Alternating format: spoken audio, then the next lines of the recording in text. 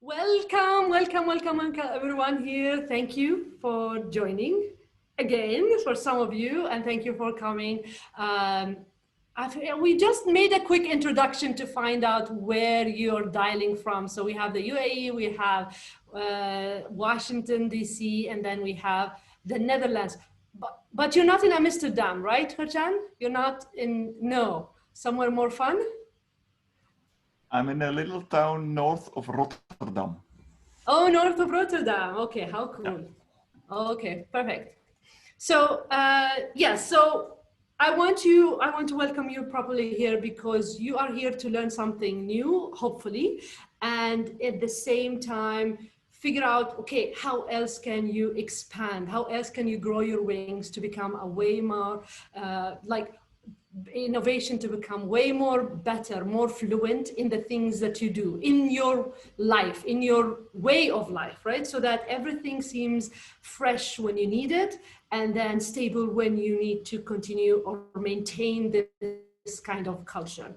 So I want to share a few things. When you are curious about ideas, when you are curious about managing ideas, bringing them up or applying them, if you're in charge of a team or if you are in charge of innovation in your organization, even if you just want to make space for other people to become more innovative, then I hope some of the things that I share with you here will help you with that.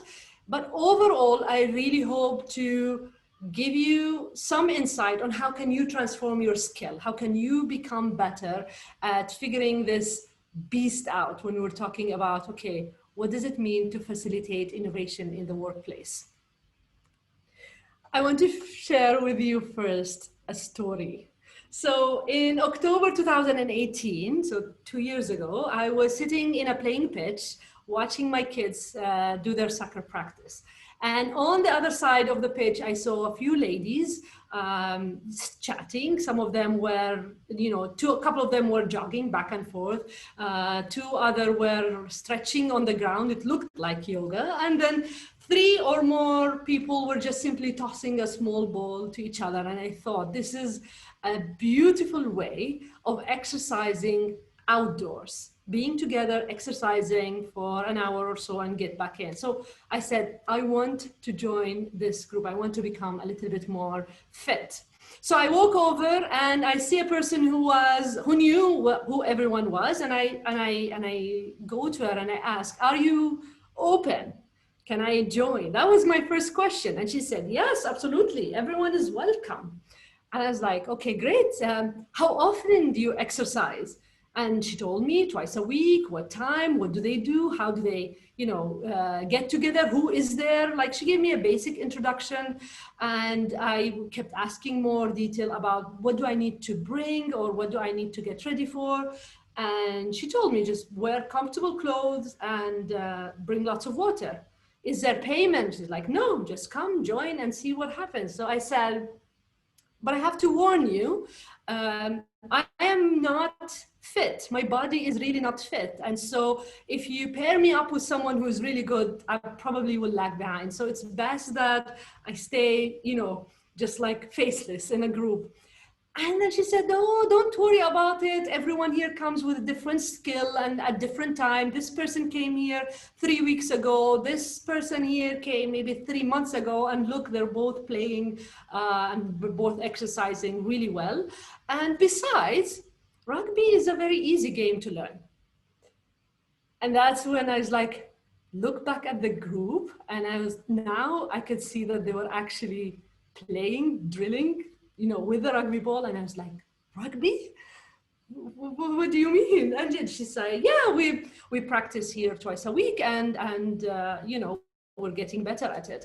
And so I immediately in my head was like trying to find a way to get out of it quickly. So I asked, how long is your practice term? Assuming that the terms are in weeks, like other teams, how actually my kids are play.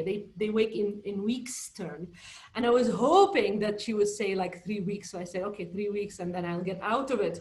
And she's like, well, we have a tournament in March. And now I look back at the team who were playing a little bit more rigorously, and I was like, you're a team?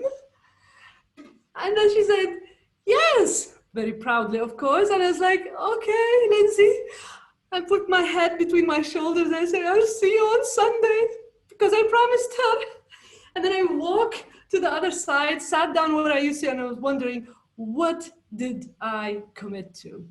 I'll tell you later what happened after. But for now, I want to tell you a little bit more about ideas and playing with ideas and managing ideas. So I have been in the business of ideas for around 20 years. The first workshop I did was in 2003.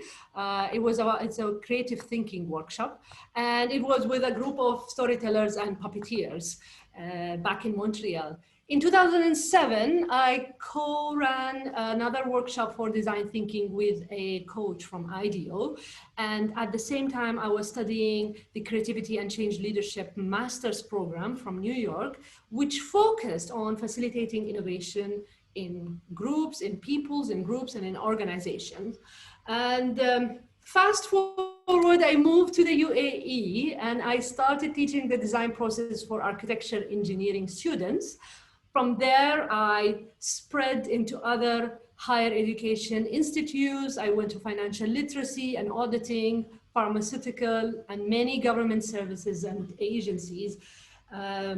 So just to tell you, like, how did I practice this facilitation skill in so many different industries. The numbers that you see on the screen are from Sajory, which is a company I started specifically to nurture a culture of innovation in the workplace. And I want to share with you some of the learnings from what I have seen in those different industries. I will give you a few scenarios, 5 of them, and I want you to think of a specific example for each scenario. Just keep it in your head and see if it relates or how much does it relate to you. And then I'll ask you a couple of questions after. So, first scenario is that when an organization or even a group of people, doesn't have to be an organization, they state that I'm not creative, a person would say, or we are not, this is not the creative department, or we don't have a lot of people who experiment with creativity here. Or they can say, oh, I am creative outside, not inside this organization because there's no time or no space for it. So that's one scenario. Right? Another scenario would be is that an organization would say, okay, we are creative, we value creativity or innovation. However, we need to bring someone to teach us how to do it better. So they either bring a trainer to train their individuals, or they bring consultants to say, okay, what is the innovation strategy that we are going to make and how can we make it? So those are 2 different scenarios. A third one could be is that we or I rarely have the best ideas when I am at work or when I am in, like either during work hours or when I am physically at work. Those ideas don't come. Or we sit together, we brainstorm together, but then maybe we will only get 3 to 5 good enough ideas, not creative ones, good enough, because the ideas that we want don't come when we actually need them. So that's another scenario. You might find yourself in a situation, or you might know of a situation where the manager who's in charge of implementing ideas is the same one who's in charge of soliciting ideas. So they're facilitating this session, this ideation session. They say, okay, give me your best ideas, tell me what other ways we can do it and all that. And they're coming with a good intention to open up to ideas, but they are exactly the same people who are going to either promote you or demote you at the end of the year. So just saying. And the final example I want to share is that when an organization believes that they are really good, they are creative and they work hard, it's part of their DNA, but they always go back to the same ways to produce ideas or the same ways to manage them, because that's what they are used to, or that's where they are very comfortable with. They're confident it will work. They might be aware of other ways, or they might not be aware of other ways. Examples could be they're really good. They work a lot with sticky notes. They assume that's one way, right?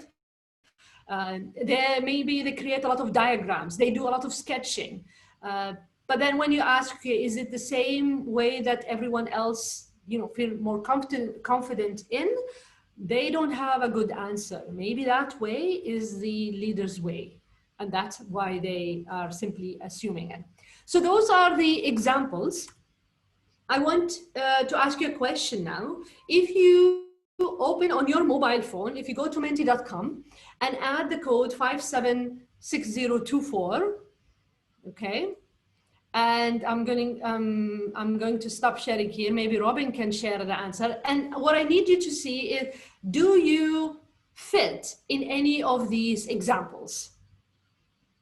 Right? You can choose multiple answers.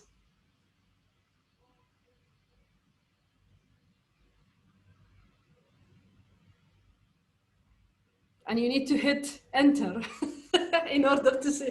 There you go, they're coming. Cool.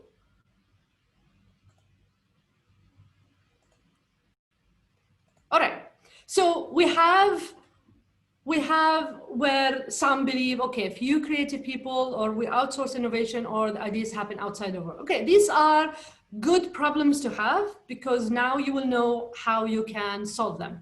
All right, let me share with you now my screen, and then we continue from there.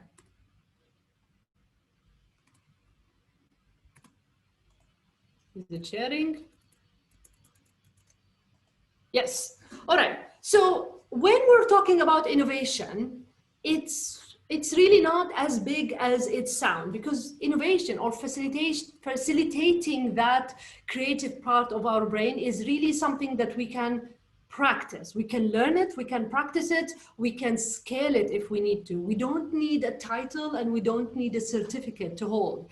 And I've seen that there are certain individuals in organizations who can really make space for innovation to flourish, because they have the tools, or they have the way to create this culture around them. We call it mini culture, because even if it's not shared all across the organization, a few really get it, and they are able to go into that space. So paying attention to this culture, paying attention to these tools that you have or you can learn, will make you someone who is able to fix those scenarios, if you want to say. Okay, that individual could be you. But before we say that, what are you assuming that is actually stopping you from believing that you are the right person for that? So again, I want to share with you a few of those big assumptions. There are plenty, but a few of the big ones will help you decide, okay, where you are at the moment, and how can you break that lock. So the first assumption is, innovation requires an expert in the field where it is needed. This expert will probably need a budget, they need the proper space, they need to know the right answer, right? So that's one assumption that we have when we're talking about applying innovation in the workplace.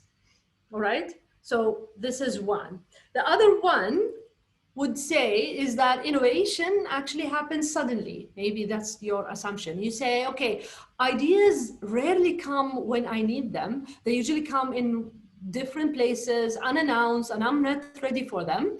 And so because of that, we either have the skill or we don't. We either have the creative people or we don't. We cannot do anything else. So coming from this assumption will tell you, okay, we are not sure how to plan for it if we don't have what it needs, if we don't have what innovation needs. Okay, so that's your second biggest assumption. The third one might say is that we really don't have time to learn something new and to apply it with the group. Maybe we are very focused, individual driven, sales driven. We need goals to achieve. We don't have time to go back and forth with others and then experiment with ideas. Or maybe that our environment, our industry is highly regulated. There are trade secrets. There are things that we cannot play around with. So time for innovation is really something that we don't have the luxury of, right? So these are your 3 assumptions.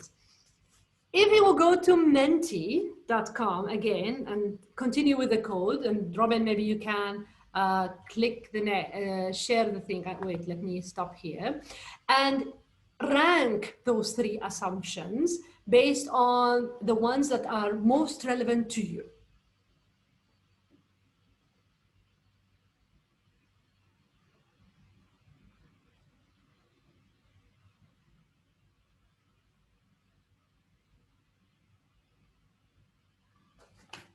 Okay, they're exactly the same for this group.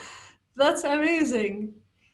But then it seems that, okay, we have a change. You can't change your answer. So the number 1 seems to be that the belief is that somebody fix the numbers, yes. Yeah, but you can add a second answer. Ah, you're adding a second answer. No, Okay. it shows a second possibility. No, go with your first instinct. Okay, I only have one. Rank them the 3, which one is the most relevant number 1, and then rank them, yeah. So it seems that the innovation happening suddenly is the most relevant one. So you don't have control over ideas, and how to get them might be your biggest issue. And then as a collective, us as a group, we decided after that, oh, stop changing your answer. You don't have time. And then probably we need experts, which comes in third. Fine, okay. So let's go back to the previous one. All right. All right. So now, what do you do? Okay, now that you know what you know, now that you know that these problems exist, what do you do? What do you need to do? Number 1, I want to clarify that facilitation is actually a skill, right? It is something that it's a profession. It's something that you can learn how to be, and then you can be known for it. And the more skillful you are in facilitation, the more that you can advance. Like you can go either on horizontally, so you can have way more access to different tools, different methods, different ways to apply this, or you can go more vertically, where you become really good at a certain method that, you know, you excel at it and you are second to no one. So again, this is a skill. I am a facilitator. I know at least 2 of you here are facilitators. And you can become a master facilitator when you are ready, not only to train other facilitators, but also to run sessions in parallel at the same time, not losing the focus on your objective. So if I want to fix all those myths, I want to fix all the myths, all the things that we assumed, the first one would be that innovation requires expert. How do we answer that, right?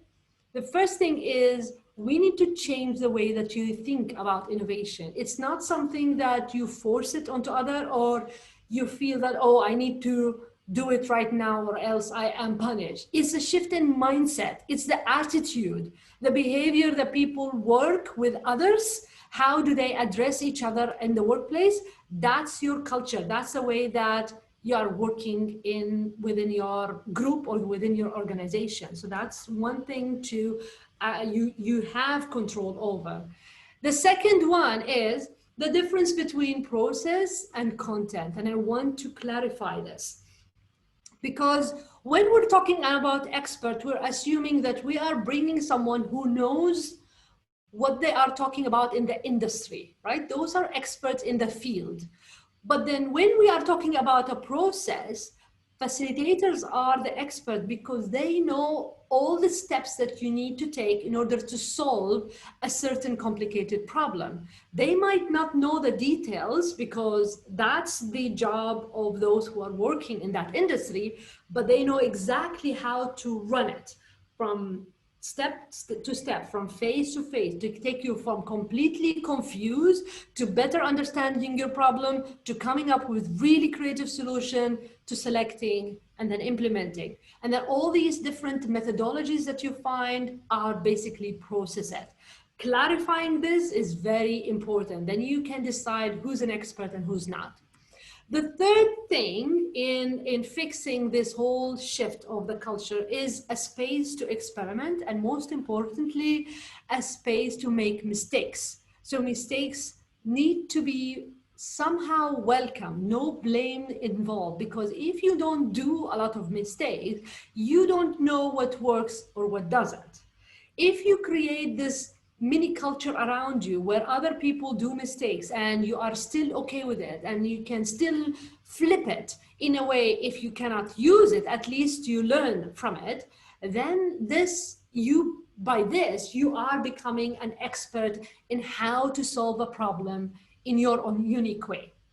All right, so these three parts, if you address them separately, you are able to fix the idea, the assumption in your head that only an expert can be called in to manage innovation. That's one.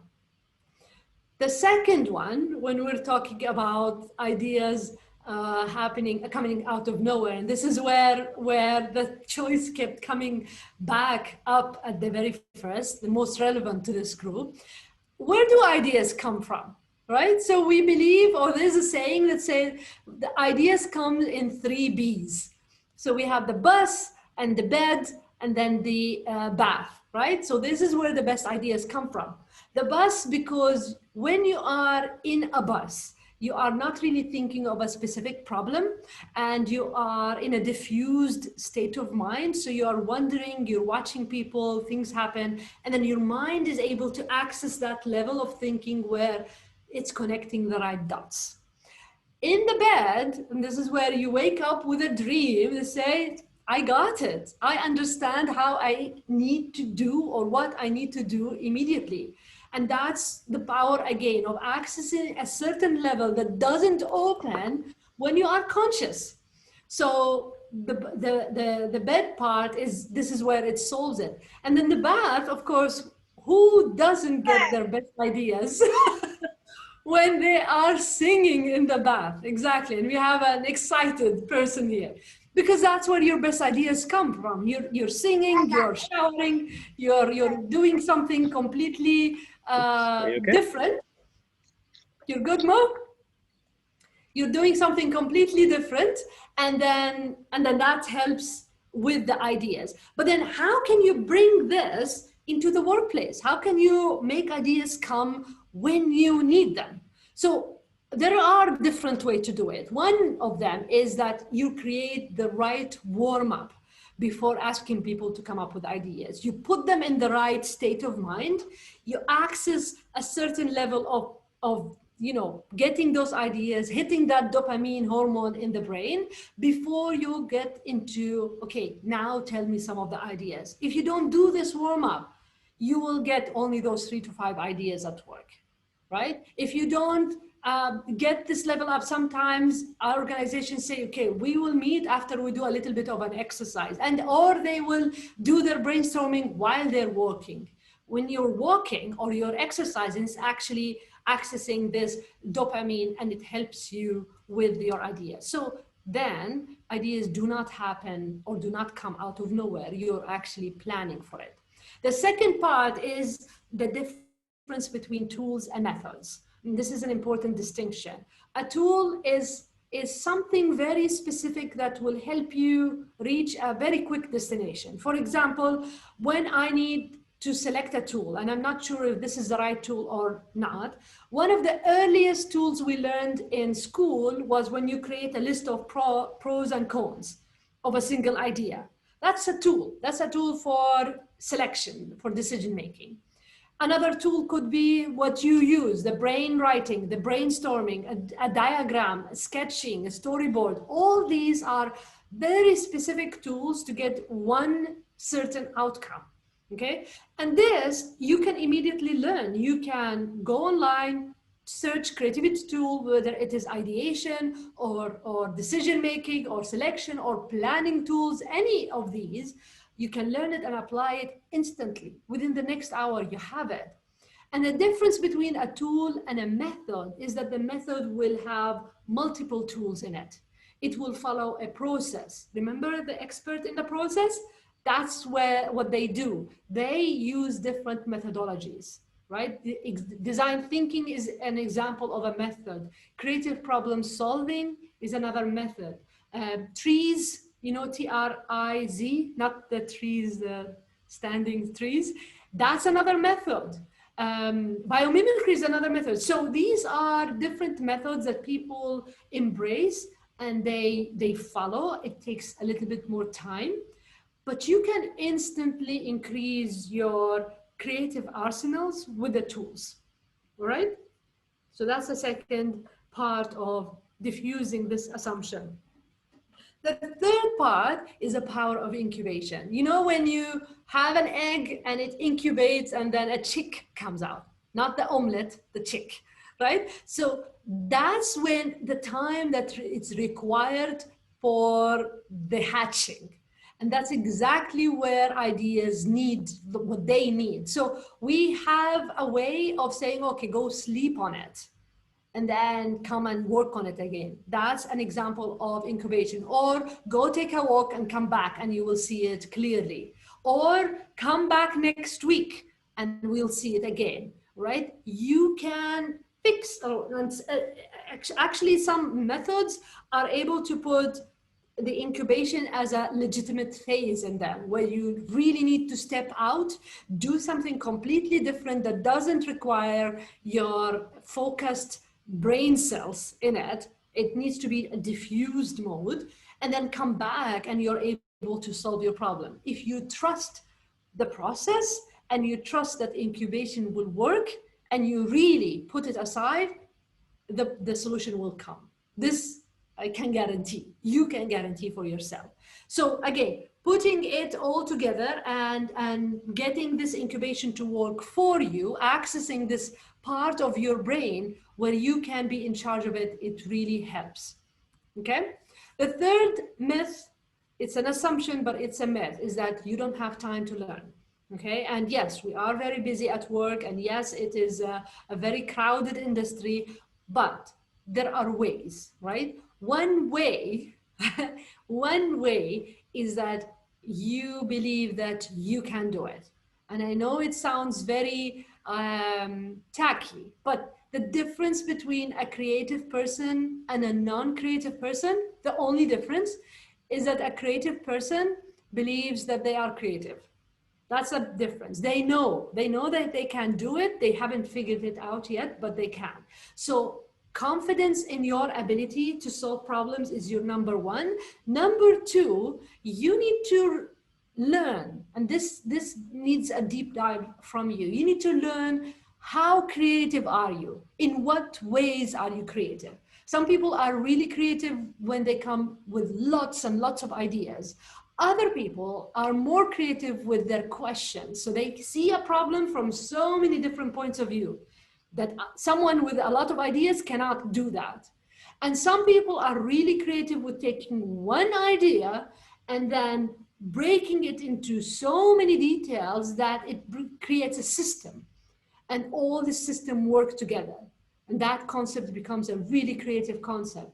And then there are people who are really good with bringing everyone on board and implementing it in a very creative way. So you need to learn in what ways are you creative. There are shortcuts.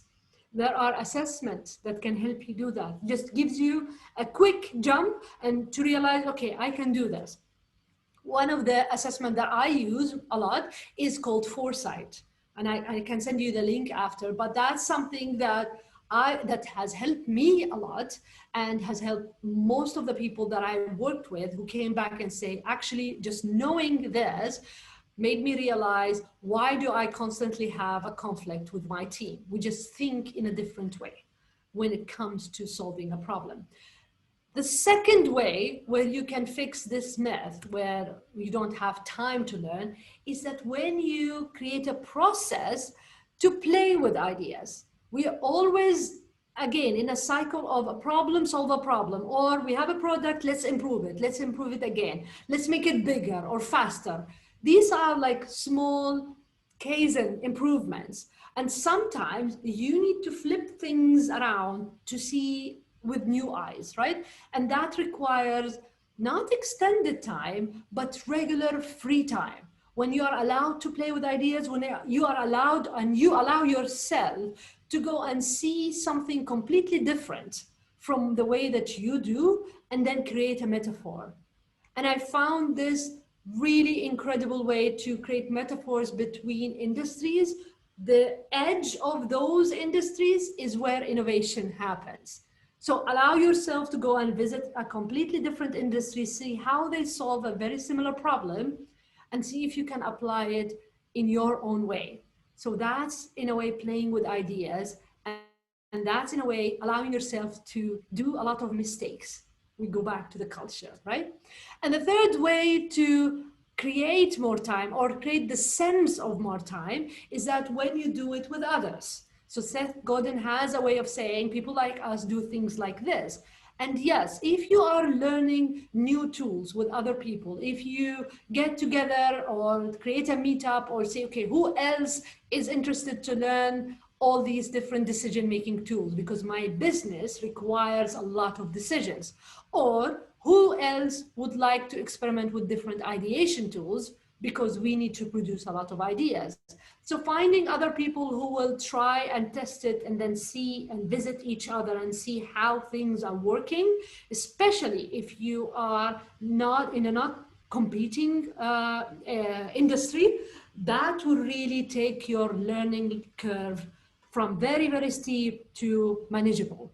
And then you will suddenly have time to be more creative. All right? So here is your new reality. What is it? Your new reality is that you can learn tools on your own and you can learn it with others. You can learn how to facilitate others if you know and confident of the different ways that people learn and different ways people access their own creativity.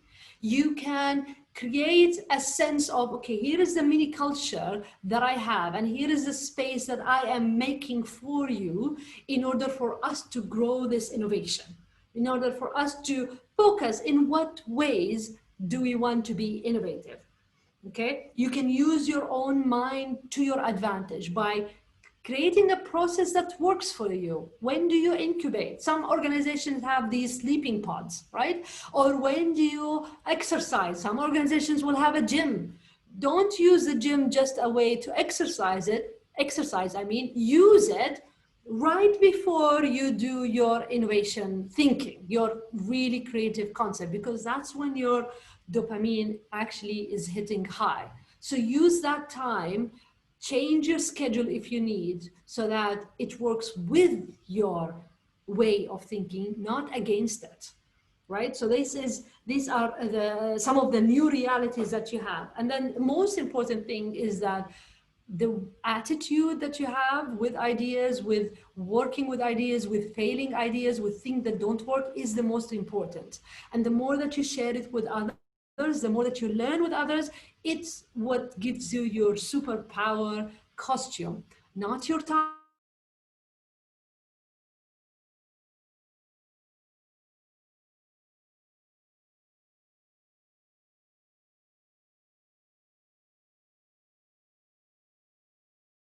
in facilitating innovation in your own groups.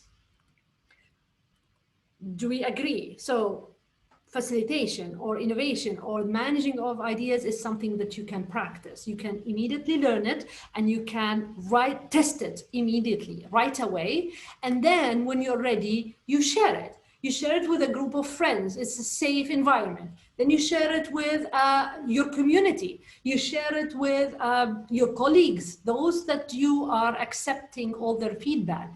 And then the most important thing is that you start to share it with people that are a little bit outside of your circle, who think in a different way than you do. Because the problem happens when you're constantly using the same tools that you are very good in, that you're very comfortable in, and then you're assuming that everyone else is actually good in this tool because they think that way. Remember when you say we don't know a lot of different ways of coming up with ideas, is because everyone in the group think in the same way. And that doesn't really show diversity in thinking, and doesn't really show or give a place for innovation. So you can practice it, you can share it, and when you are able to create these small pots, these small people who are vibrating all these creative ways of running things, you're able to scale it in an organization. You're able to see it happening in different ways elsewhere. Do you have what it takes? So I do believe that you have what it takes, but you need to believe that you have what it takes. You need to believe that, yes, you can do it. You can do it on your own. You can do it with others, or you can get help if you need that help. It's available everywhere. It's just a matter of you saying, I am ready. Are you ready? So remember that story I told you about, joining a rugby team without knowing that it is actually a rugby team. So that day I go back home, and I tell my husband, I joined a rugby team, a women rugby team. And he's like, what? Do you even know anything about rugby? And I was like, yeah, I know that it's a game where you shoot the ball with your feet and you catch it with your hands. That's how much I knew about rugby. And then I went into, Mr. Google, and I searched and I looked at all the different things, and I was in shock of what I just signed up for. But at the same time, I was excited because I started to learn things that I haven't learned before, and I cannot unlearn them anymore. So the first day I went, I did all the wrong things. I ate before practice. I ran at full speed at the very beginning. I didn't do proper warm-up. In less than 10 minutes, I was flat on the ground, not able to breathe. And they were worried about me being needing to go to a hospital or something. But I said, that's fine. It's just my body is in shock. Everyone, of course, assumed, I later found out, assumed that that was it. I would not come again. And I went back again the next session, and again, until one day, many months, after, I was able to play for the full 90 minutes of the rugby practice, and with much less breaks than I gave myself for. And so that's what happened when I joined a team, when I was with others who are way much better than me, but then I'm still allowed to advance at my own pace and my own level. And I had really good coaches, 3 of them actually, who were able to tell me, okay, this is not the way to stand, this is the way to run, this is so and so. Even though I could not do what they wanted me to do, but still I was able to advance my level I think in a very short amount of time for a 40-year-old couch potato. So I am very proud of that, and I'm proud of the fact that I took a risk to join something that I had no idea how to do. And I think that's the risk what I am asking you to do. If you are ready, when you are ready, unless I just trap you and say, okay, say yes, and you say, like what I did with Lindsay, our rugby coach.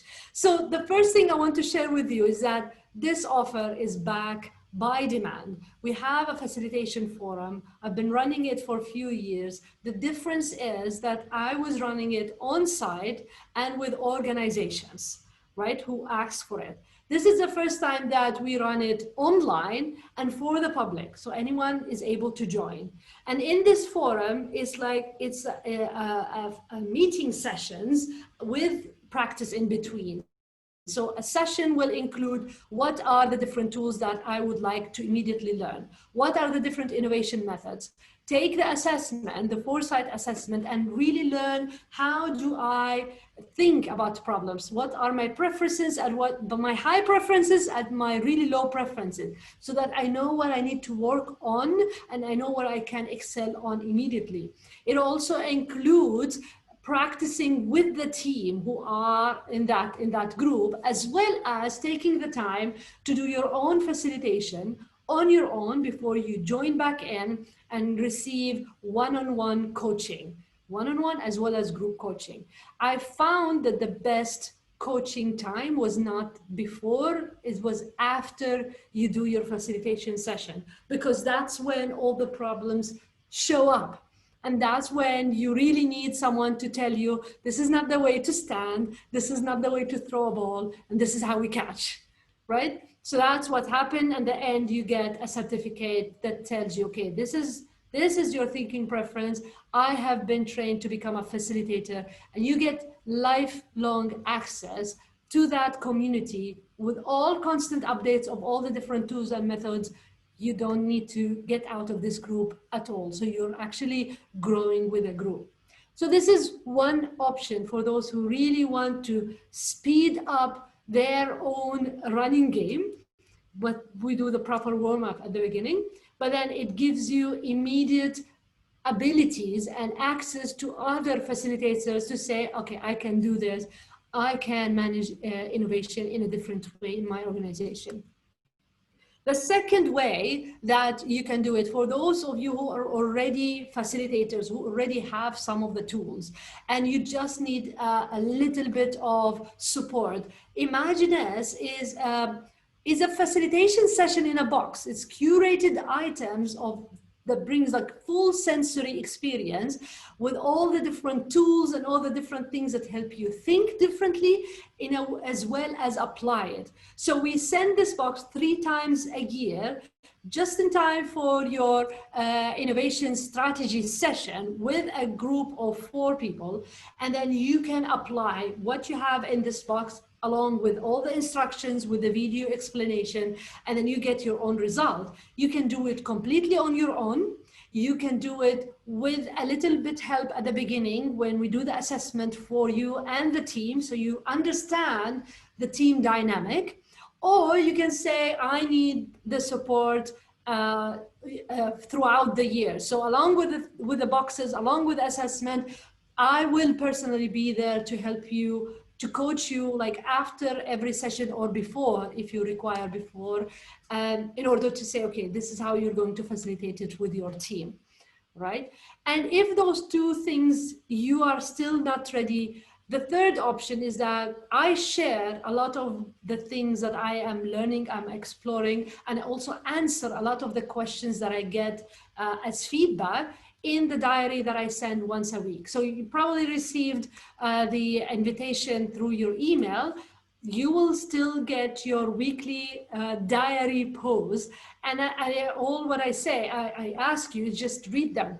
Read them, and if you have a question, do respond. I'll send you an answer right away. If your answer requires a lot of elaboration, I will create a post for your answer. That's how most of the posts are written. It's made for you, so might as well use it to your advantage, and I am here for you. And so all of these you will find on the website, whether it is the Mavericks, the forum itself, or it is Imaginess as the box where you imagine happiness, or it is the diary that I share with it lots of posts. And I want to open it up for your questions. Actually, I do have 2 most common questions, and I'm going to answer them first. And then please feel free, either type your questions or we can open it up and you can ask your question directly.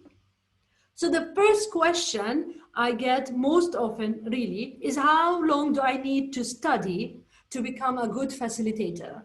And I think I answered it partially, is that it's not about studying. Yes, you learn a tool, but it's immediately applying it, immediately practicing it on your own, with a safe group, with strangers, because strangers will give you the right feedback that you need in order to fix your learning and your facilitation. So whether you're just facilitating a tool or you are extending it to a full method, the more that you practice, really, the better you become at being a facilitator. And then you can always volunteer with different organizations, with non-profit organizations, with other groups, student groups, teacher groups, so that you can practice your facilitation skills. They gain and you gain 10 times. But don't tell them that because you actually practice what you are trying to excel in. So that's the first question. The second question, do all problems require a facilitator, and when are they needed the most? The answer is no. Not all problems require facilitators, because sometimes a teamwork is all what you need. They already know what they need. It's just simply either sorting out the problem together or assigning who is doing what. And so that's something that doesn't really need a facilitator. When you need a facilitator is that when you have a persistent problem, it keeps coming again and again and again, and every time you solve it, and it doesn't work really well. By bringing in a facilitator, so it could be someone from outside, or better, it's someone from inside who has the facilitation skills. By bringing someone to run this session, they are able to show you a different way of looking at this problem. Tell you, okay, have you tried this? Have you asked this question? Did you check with this person, right? And so just by asking these things, as a facilitator who's not involved in the problem, they see a little bit more clearly. And that's why I really want you to be that inside facilitator, so that other departments are able to call you for that skill, that unique skill that you take away with you if you ever leave the organization. So it becomes really harder for them to let you go.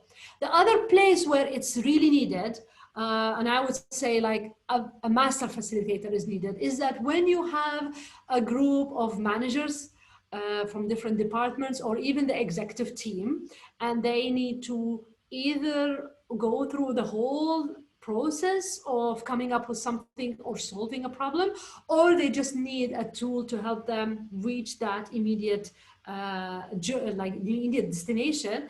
You need a facilitator, because these people will come with a lot of, they have a lot of responsibilities, as well as big egos.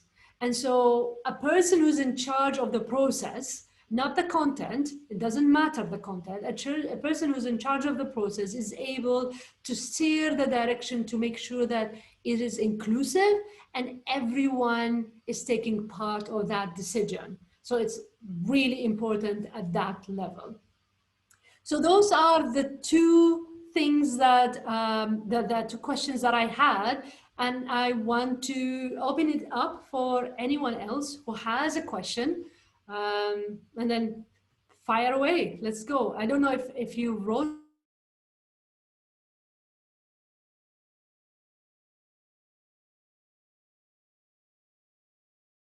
I'm saying your name correctly. He did have a question on, he asked, how is walking in the park different from BBB? It's walking in the park is, so it's a different way. It might not be different. So walking in the park, you're actually exercising your body. And then if you are walking in a way that helps you stimulate the blood flow, then you are making space for those ideas to connect with each other, right? So walking in the park actually takes your mind off the problem that you are doing. Same thing as exercising, and same thing as even stopping, you know, to grab a snack, which is not really that healthy.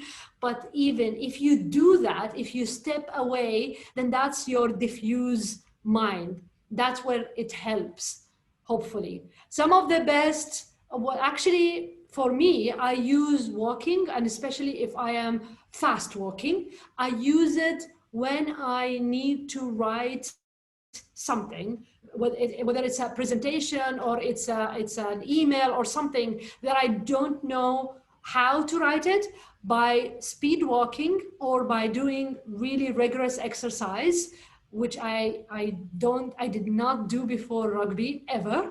But so walking really helped me. I would always plan my walking just before the time I have to sit and write, always. Because once I come, actually, I don't even wait until I come back to write it. I always have my note or I record it, because if I'm going with the intention to write something and I'm going for a walk and just focusing on the walk, the ideas do come. This is how much I trust my incubation mind. It really works to my advantage. Anything else? I have a question.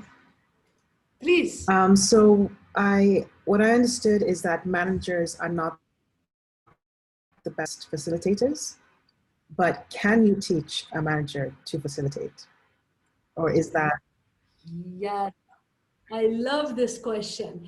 Yes, if this manager is able to separate his or herself from the content. So if they are going with the intention to be the facilitator, they need to not participate whatsoever with the ideas presented whatsoever, right? So if they're saying, okay, come up with the ideas, and then people are coming up with ideas. So if this person or the facilitator slash manager wishes to write things down, if you're asking people to tell you and you want to write it down, all what they need to do is paraphrase it. Just say, did I hear it correctly? And then they can write it down and put it there, right? They are not allowed to step into the content at all times, but they need to declare this at the beginning, say all the ideas are out, I'm not judging it, I'm not making any facial expressions, I'm not telling you this is like, you know, we don't have a budget for it, or this person will not agree to it, nothing, right? So you can teach, you absolutely can teach, and there are really good managers who do that, because they say, I am now a participant. Or they say, I am now a facilitator, and they take on that role. And I haven't seen really good ones where they have both together. It's a disaster. You really need to separate them. Mm-hmm. And then after that ideation part, if the ideas are what we're going after that, we can say, okay, we'll take a break. And then when we come back, we'll sit together and make a decision. And I'm coming in as a manager. If that makes sense. Yes. Thank you. You're welcome. Any other ideas, any other suggestions, anything that really resonated with you and you applied it in a different way and it worked? We can share here and we can all learn. I did have one more question, actually.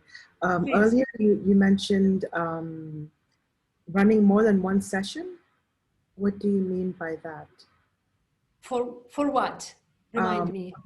It was earlier on, you mentioned about being a good facilitator, to be able, it's not just about the tools and all that, but also being able to run more than one session without. Yes.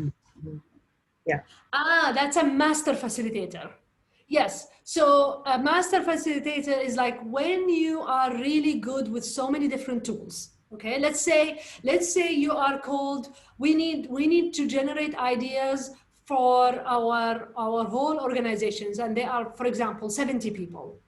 Making this assumption based on an example I had to work with. So 70 people, they're all coming together in one afternoon, and we need to come up with all the ideas for this specific problem, right? So how do you manage 70 people, right? You will have either multiple rooms or multiple tables where they are sitting on. And then in order to help them, you will have more than one facilitator on each table to help them use the tool that they are using, right? So you could either say, okay, we are using this tool, which is, for example, brainstorming or affinity diagram, this one tool, and all the tables are using it at the same time, right? So you can explain it once, and those other facilitator can support individual people. But then when you are upgrading your level and you're going really like risking it, and so yeah, you find yourself, okay, I have more than one, like I have limited time, but I have so many different people with different ways of thinking. This tool will not support all of them. So you will have 2 tables that are using a certain tool, 2 tables are using a different tool, and then 2 tables are using something else, right? So how do you manage all of them in the same room at the same time? So that's how you are, like, this is what makes you a master facilitator, because you can run it in parallel. You reach the number that you have because the quantity is what you're going after before you go into the, okay, let's select and let's focus on the quality, if that's the method that you are using. And again, so many different methods. The simplest process is that diverge before you converge. That's like the simplest thing. Come up with ideas and then select. And then you can extend and play with different methods. How many, Master facilitator. what's the biggest group you've had to facilitate for? Here or in Canada? Just the biggest. So I had 70 and I had 150.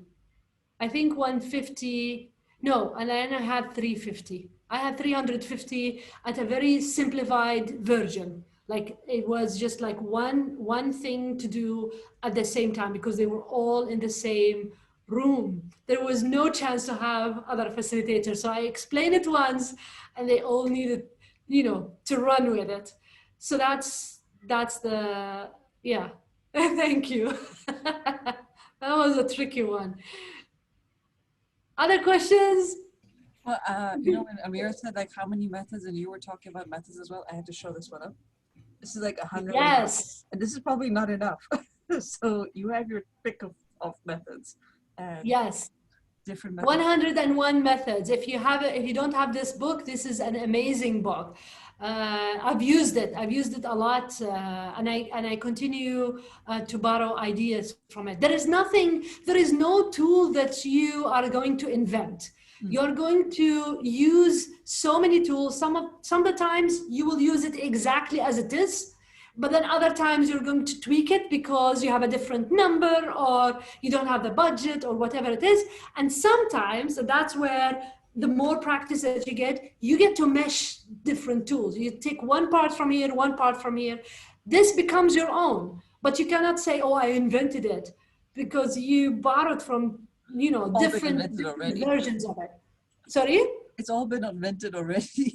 It's all been invented, exactly. But your version, your way of doing it, it's never been done before. That's true. Which is what I believe, that people, if they want to, they can be their own change agent. You don't need permission for that. You don't need someone to tell you, okay, now you are in charge. I love Amir's comment that every book is just a remix of the dictionary. That probably puts. Yeah. Yes, every book is it's a mix of. I love that.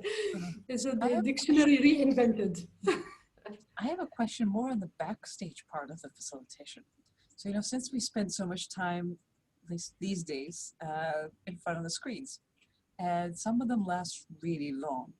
So my question is actually 2 parts of it. First is, how do you deal with the cognitive dissonance, that screen overload, while still maintaining that energy that's, yes, it's authentic. It's not like, oh, I want to die now. I'm sick of the camera or the webcam, but I'm genuinely happy to be here as well. Like that kind of, physically exhausted, but really you're emotionally invested in that experience. So you still want to make that work.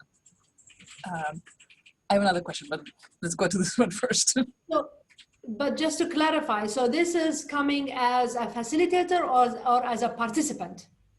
a facilitator, because as a Okay. participant, you can find ways to, as a facilitator, you could help the participants, tell them step away. You could do an icebreaker, an energizer that's focused on maybe a physical energizer. And I've tried that and it's worked. But I think as a facilitator, we often neglect that, because during the break, when we're telling them the break, we're doing our little stuff. And we start early because we want to make sure all the tech and all this stuff is working. And then we're ending late as well, because as soon as that's wrapped up, there are like 500 things that need to be done.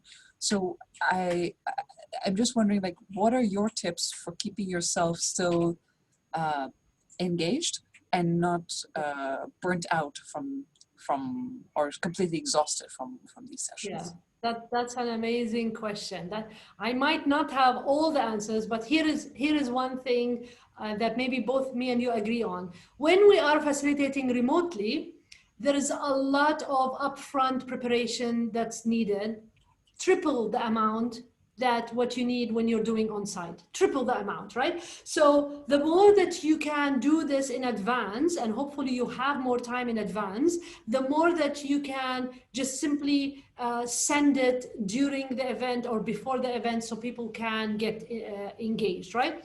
I found that right now I'm doing some work with other workshops, online workshops, as well as running this forum. But I found that the onboarding, the time to get to know people before they actually meet and you facilitate, if you can, is very powerful, because you get to know a little bit more about their energy. What do they need? Because we are making a lot of assumptions here. I'm assuming that you're sitting in front of the camera and looking at me. But then you always have there's always this, other people will not be looking. Like I know Mo and Nahi are not looking. I know that they are busy. Other people will have that's only the audio because they are driving or they're going somewhere. So these people have a different experience. And so if you get to know them from the very, very beginning, bye Hachan, if you get to know them from the very beginning, or at least like a couple of days before, then you're able to see, okay, what do they need that I can give them so that I'm not exhausted on the day trying to figure out what is missing. Okay, that's one part. That's one part to do it at the beginning.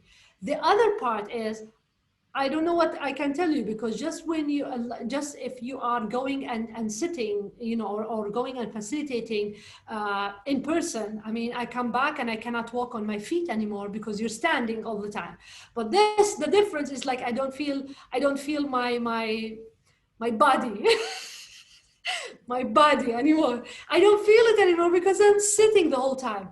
So why don't you, if you are creating different phases in that session, why don't you experiment with standing up versus sitting down?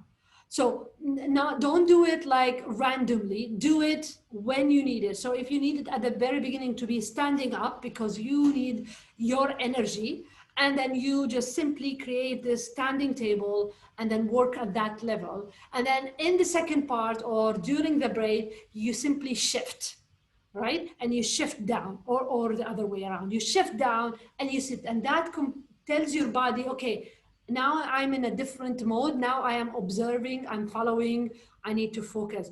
So maybe playing with that.